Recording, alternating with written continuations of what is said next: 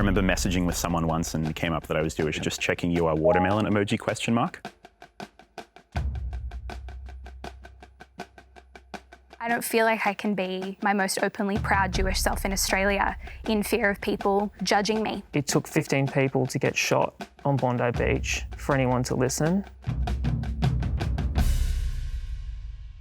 Being Jewish is part of my whole life. I've never known anything different. It means community. It means that when I grew up, I got to see my cousins and my aunts and uncles most weeks on Friday night dinners. It also means being curious, having a sense of duty and responsibility to do good in the world and good deeds, mitzvot in Hebrew, and to have a real sense of, in Hebrew it's called tikkun olam, which means repairing the world. I'd been taken to synagogue a few times by my mum, but we kind of did it in secret because her mum, survived the Holocaust and no one else in the family did.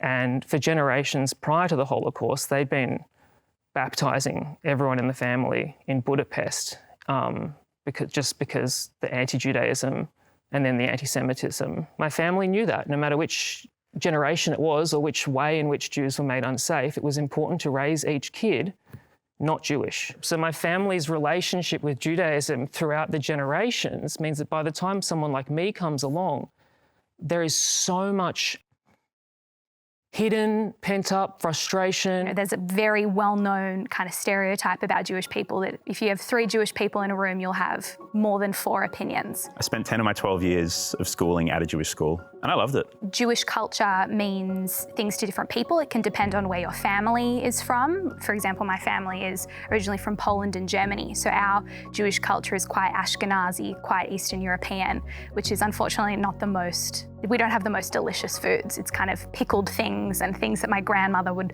force me to eat when I was little. There's definitely a culture, and I think, if I asked someone like maybe what is it like, what does it feel like to be Italian, or what does being Italian mean to you? It doesn't feel like it's necessarily connection to country, and it doesn't feel like it's necessarily being part of a faith group. I think one of the first misconceptions people have is that being Jewish even is necessarily a faith. I had my 14-year-old Reddit atheism phase, and even then I still knew I was Jewish.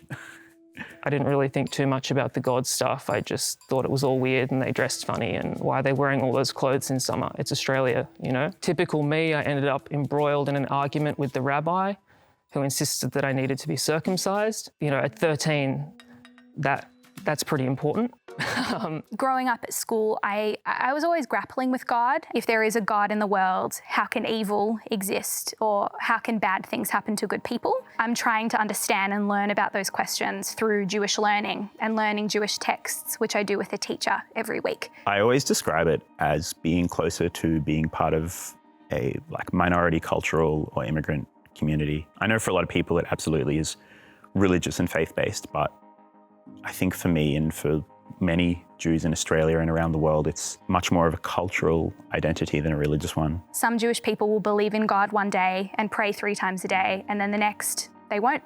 And that's completely okay, because Judaism is not just about God or the relationship one has with God, it's about your relationship to the world and other people. I am not really thinking about God when I light candles on Hanukkah. I'm thinking about the Second Temple in Jerusalem 2,000 years ago, and once again, invaders pushing Jews out of their tiny little space in the world, and a small group of Jews being able to reclaim that temple, light a candle that was supposed to only burn for a day, and somehow miraculously it burned for 8, a testament to Jewish longevity.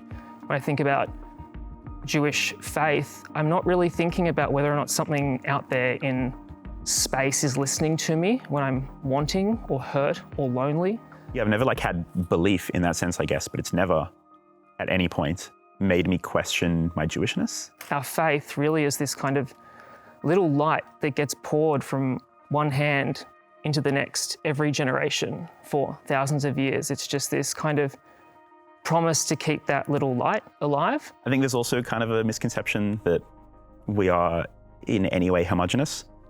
It's about 120,000 Jews in Australia, and politically, religiously, ethnically, there's a lot of diversity. Jews come from all over the world. They look many different ways. Their practice is many different things, and I think, especially in the current climate, it does feel like we are assumed to have, I guess, the same beliefs and understandings and worldviews sometimes. I think it's definitely not true that all Jewish people have the same opinion about any given topic, let alone about anything political, especially when it comes to Israel and our definitions of Zionism. Everyone comes to the conversation and to the table of conversation with very different experiences and mindsets. I have experienced a level of discrimination that I think I didn't know was possible. My parents sent me to Scouts for kind of my late tweens, early teens. It was bacon for breakfast one morning, and I said, oh, I won't have that. And someone asked why, and I said, oh, because I'm Jewish, and that felt really innocuous to me. But then one of the boys started doing like the Nazi frog march and giving a bit of a Heil Hitler and that kind of thing. And I was so kind of naive to it that I just laughed. I didn't really know what it was. I thought it was funny, and it was just this joke that persisted for the camp. And then I remember telling my dad about it when he came to pick me up at the end, and just the look on his face kind of was that moment then was the first time I realized that there was anything wrong with that. My first experience of anti-Semitism was when I first moved to university in Canberra, and at the time I was wearing a necklace that said Mia in Hebrew. And a guy started chatting to me, flirting a little bit, and he said, oh, is that Hebrew on your necklace? And I said, yes, it is, great eye. And he said, wow, you're pretty for a Jewish girl. And I said, whoa. Just comments in my dining hall at my residential college saying, did you really need to be applying for jobs, working a job? Or where are your horns and tail? I posted about how I think Intifada is not something that should be celebrated, and that's when I got a real taste of the hatred. Someone leaked my phone number at some point, and then I started getting these calls in the middle of the night, pretty calls. Then the text started, and all of a sudden I really felt powerless. I also had a number of friends who had been doxxed. People who've never identified as Zionists, people who, most of them I think don't think the state should be eliminated, but the Z word isn't part of most of our personalities. They're just Jews.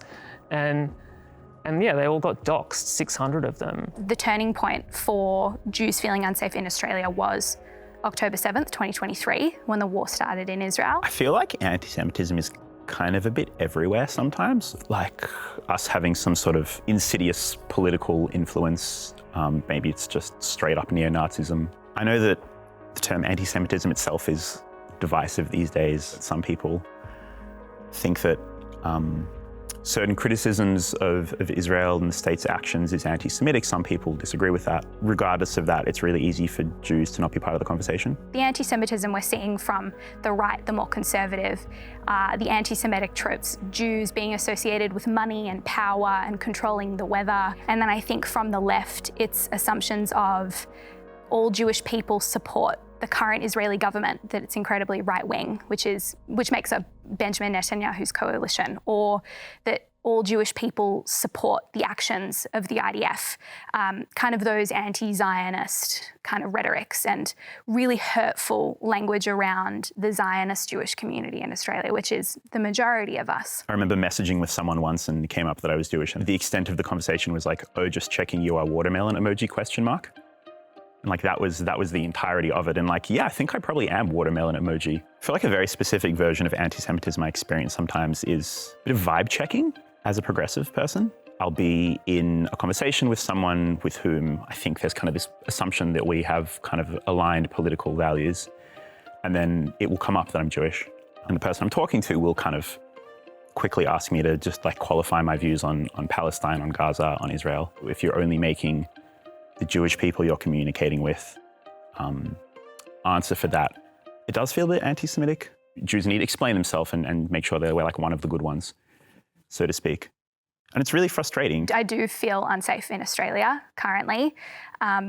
Personally, I've had to take off my Jewish jewellery. I have a tattoo that says Chazak ve'ematz, which in Hebrew means be strong and of good courage. When I'm out and about, I occasionally cover it. I don't feel like I can be my most openly proud Jewish self in Australia in fear of people judging me. I submitted a piece on what I thought might happen soon at the beginning of December, around the use of language and violence and intifada. I was terrified what anti-Zionism was grooming, permissibility in this country. And the piece went unpublished. On December 14th, my sister called me, pregnant, down at Bondi, with gunshots in the background. And I went to my computer and I took that piece that I'd submitted 2 weeks before and I put it in the past tense and I resubmitted it and it got published.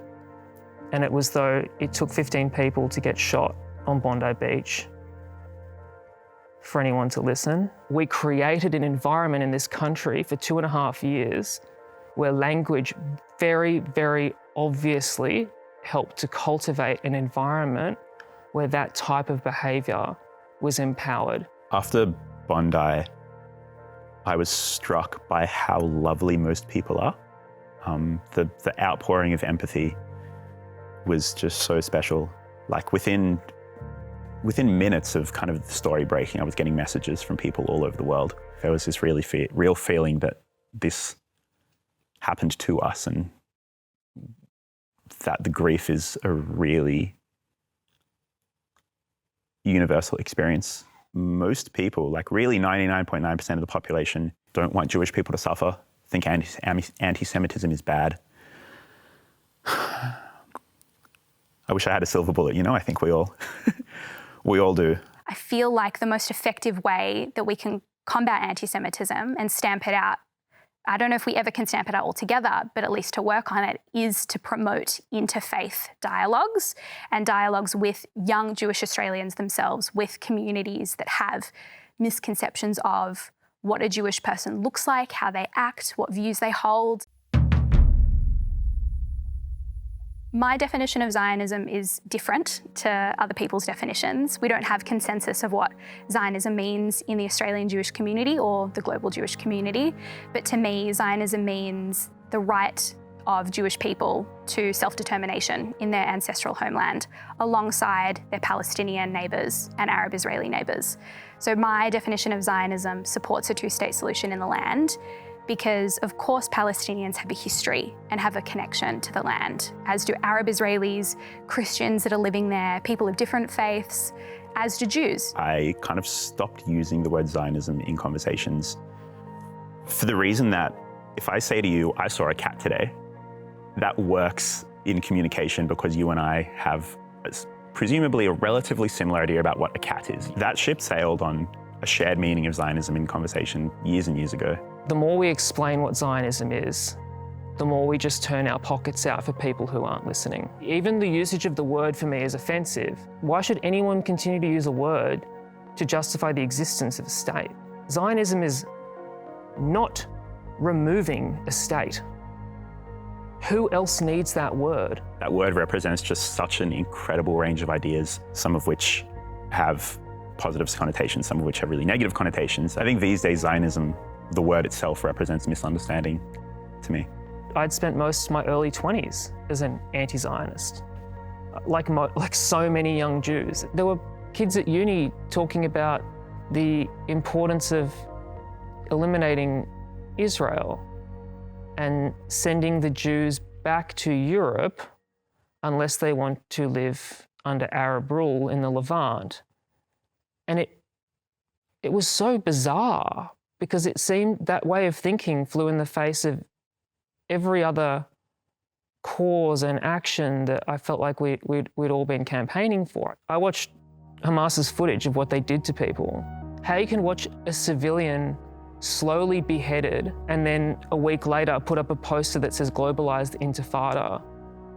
That's crazy, And to then have a Jewish friend say, that's crazy, and you explain to them, actually intifada means shaking off, or actually this is a resistance movement. And I put something on Instagram that just said, every non-Jew has a responsibility to criticize every single country to the best of their ability, especially at times of war. Globalize the intifada is not political criticism.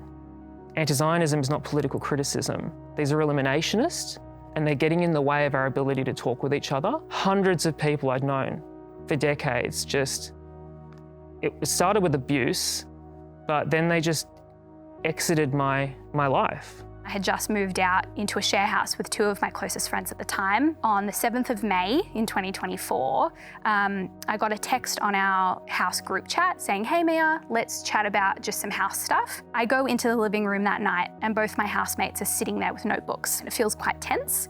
And they say to me, "Mia, for the past couple of months since the war has started, we feel like we've been walking on eggshells in the house and that we can't really have open conversations about what's going on.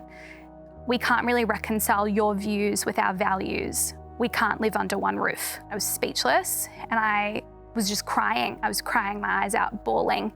And I get up, I immediately get in my car and I start driving around just the neighborhood, just in circles at probably like 9:30. I basically drove to my residential college, picked up my best friend. She came to the house, watched me pack a bag, and that was the last night I saw my housemates. I never really had such meaningful conversations with them about the war, about my views, about how I define certain terms, my stance on the current government of the day. We didn't really have those conversations. I feel like I definitely was prompted to speak about things more and to vocalize opinions that I never thought I would have to vocalize, or defend ideas that I never really thought I would have to. My Judaism is inextricably linked to Zionism and to the state of Israel. The Israeli Jewish community is really, really shaped by intergenerational trauma and through living memory of the Holocaust. And I understand then why the notion of a Jewish state gives that sense of security to people. It's not my center. It's not the core of my Jewish experience and the core of my Jewish identity. And sometimes I feel like that really puts me at odds with other Jews and Jewish institutions and organizations. There's so many wonderful things about being Jewish, and I love it. It's such a core part of my life, and it feels like a celebration so much of the time, and it's just not one of the main things for me. Israel to me is not some faraway place that is the actualization of Zionism in 1948. It's a real country that I visited many times. I have family and friends that live in Israel. I have friends that are serving in the army. I have friends in Israel that are also not very happy with the actions of the army. We may not agree with the actions of the army itself when defending itself, which it has the right to do so, or with the current government of the day, which none of us support because we've seen how much wreck Bibi and his government has caused, and we never want to see bloodshed. We never want to see lives of innocent Palestinian civilians lost because it's a tragedy. My relationship with Israel is non-existent. Never been. It looks beautiful. The idea that it should be more important to a Jew than a non-Jew, that state not be marked for elimination, again, is so offensive. The movement that I've been volunteering my time with, the movement against anti-Zionism, just makes it really simple. Eliminating a state is unreasonable. It's a form of bigotry. We want to empower the criticism of all states by ensuring that everybody knows what constitutes bigotry and what constitutes criticism. Anti-Zionism is completely incapable, it's anathema to criticism of Israel. You do not criticize something that you're also calling to eliminate. I always try to distinguish between what we call Eretz Israel, like the land of Israel, the place Jews have a connection to for thousands of years. And so we have that, and then like the state of Israel, Medinat Israel, the contemporary political entity. And I think I feel a lot of connection to the former and maybe less to the latter. They don't care. They don't care what Zionism means. They don't care what Israel is. They don't care what Jew means. They don't care how hurt you are. And any information you give them is part of the conspiracy, part of the Hasbara, part of the problem. Being Jewish brings me such immense joy, and it sounds really cheesy, but when I am openly being myself, that includes me being an open Jewish person. Judaism to me brings joy through conversation and hard conversations. I think the best, easiest example is on Passover. So we have traditional foods, but over the past couple of years, we've started adding different things to bring our attention to different problems in the world. For example, we have the 10 plagues in Judaism. Those included frogs and blood and darkness. But at my Seder table, we speak about what are the 10 modern plagues? Is it poverty? Is it sexism? Is it racism? Is it global warming? Oh, it's so fun. There's so much to it. There's so many Jewish festivals that I really love. My favorite is definitely a Pesach or Passover. If you've seen The Prince of Egypt, it's that story. And we celebrate it with a Seder, which is like kind of a ritual dinner. It has 15 core steps and it's very long, and there's all these esoteric prayers and songs and rituals. We dip herbs into salty water, we eat this egg. There's this music that's associated with it. One of my favorite things to do is to bring non-Jews to Seder. I feel like it's a lovely example of just how seriously we can kind of take the Jewish experience while still being quite silly and fun with it. I'm spending a lot more time with Jews than I ever did. We host kind of Shabbats where we have friends over on Friday night, and it's the type of thing that would just always have made me cringe. All of that Shabbat stuff, getting together, spreading light, breaking bread, like it always felt too overwrought. But today it's so necessary. It's absolutely necessary. To me, connecting to the Jewish community is just by being around other Jewish people and supporting each other. Something about singing with people that really just gets you going. I have participated in this like little grassroots, lay-led, very musical Jewish community. The music is all Jewish, and it's quite repetitive. You know, if you don't know the words on the first repetition, you will by the fourth or fifth. The Australasian Union of Jewish Students is very special to me. Our most famous event is called Beers and Bagels, which is just a time for people to have a drink, have a chat. Most Jewish people, all we want is to have a chat. We're super chatty, we love it. We would love to have a conversation with people who are open to listening. I worked in Jewish education for a long time. Something we would tell the kids is you can picture an ancient building that's had all of these extensions and basements and stories built on it of different eras and modernity. And it's a library, and it's full of all this text and ritual and narrative and story and myth and religion. And it's the Jewish library. And if you're Jewish, you get a library card. And having that library card, I think, brings me so much joy in my life. I wish people knew that Jewish people are everyday Australians. You know, we may eat weird pickled herring foods, but we're kind of all part of the greater fabric of what makes Australia pretty cool. So I love pickles. I love pickles. This is going to be hilarious because everyone thinks I'm mad about it, but I love pickles that are kind of sweet, kind of sour, which is not super traditional. I love pickles. Pleasure.